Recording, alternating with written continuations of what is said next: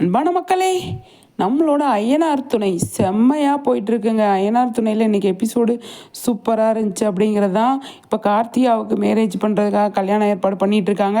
அங்கே பார்த்தீங்க அப்படின்னா சீரியல் செட்லேருந்து லைட்டிங்லேருந்து எல்லாம் ரேடியோவிலேருந்து எல்லாம் மாட்டியிருக்காங்க. அவங்க வீட்டில் வந்து செம்மையாக வந்து பாட்டெல்லாம் போட்டிருக்காங்க. அது வந்து நம்ம சோழனோட வீட்டுக்கு நல்லாவே கேட்குது, பக்கத்து வீடுன்றதுனால. அப்போ இவங்களுக்கு கொஞ்சம் டிஸ்டர்ப் ஆகுது. யாருக்கு? சேரனுக்கு வந்து மனசு கஷ்டமாயிருது. அதுக்கப்புறமா வந்து அவர் ஃபீல் பண்ணிகிட்டே கிச்சனில் நின்றுட்டுருப்பார். அதுக்கப்புறமா வந்து நிலா எல்லாருமே வந்து ஏன்னா ஃபீல் பண்ணுறீங்க அப்படின்னு கேட்பாங்க.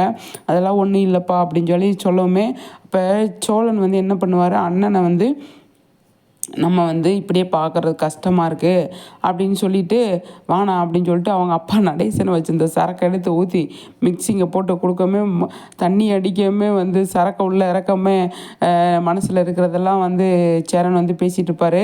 அப்போ வந்து நிலா எல்லாருமே வீட்டிலேருந்து வெளியில் வந்துடுவாங்க. வெளியில் வந்து பார்த்துட்டுருக்கமே நிலாவை பார்த்துட்டு, நிலா என் வீட்டு மகாலட்சுமி, நீ தான் என் வீட்டு மகாலட்சுமி அப்படின்னு சொல்லிட்டு வந்து சேரன் சொல்லவுமே எல்லாருமே வந்து பயங்கரமாக கொஞ்சம் எமோஷ்னல் ஆயிடுவாங்க. எமோஷ்னல் ஆனோடனே வந்து பயங்கரமாக ஃபீல் ஆயிரும். அடுத்த நாள் ஆயிரும். அப்புறம் அடுத்த நாள் ஆனோடனே வந்து இவங்க கல்யாண ஏற்பாடு அங்கே தடப்படலாம் நடந்துகிட்ருக்கிறப்ப சோழன் வந்து இப்போ அண்ணன் ஃபீல் பண்ணி உக்காந்துருக்காரே அப்படின்னு சொல்லிட்டு வருத்தப்பட்டுட்டு இருப்பாங்க. அதுக்கப்புறமா வந்து என்னண்ணா இப்படி இருக்குது அப்படின்னா ஒன்றும் இல்லைடா அப்படின்னு சொல்லமே சரி நம்ம அமைதியாக இருந்தோம் அப்படின்னா நம்ம வீட்டில் இருக்கிற தம்பியெல்லாம் வந்து கஷ்டப்படுவாங்க அப்படின்னு சொல்லிட்டு இப்போ சேரன் என்ன பண்ணுவார், வேலைக்கு கிளம்புறேன் நான் அப்படின்னு சொல்லுவார். அப்போ வந்து வேலைக்கெல்லாம் போக வேணாம், இங்கேயே இருங்க அப்படின்னு சொல்லி நிலா வந்து சொல்லுவாங்க.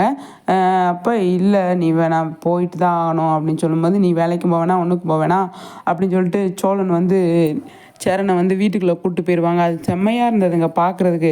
அவ்வளோ எமோஷ்னலாக இருந்துச்சு இன்றைக்கி எபிசோடே அப்படின்னு தான் சொன்னோம். அப்படியே வந்துட்டு ரூமில் கூப்பிட்டு போய் உட்கார வச்சுட்டு வந்துடுவார் நம்மளோட சோழன். அப்போ வந்து நிலா வந்து அண்ணா பாவம் என்ன பண்ணுறது இது பண்ணுறதுன்னு தெரில, கஷ்டமாக இருக்குது அப்படின்னு சொல்லி பேசிகிட்டு இருப்பாங்க.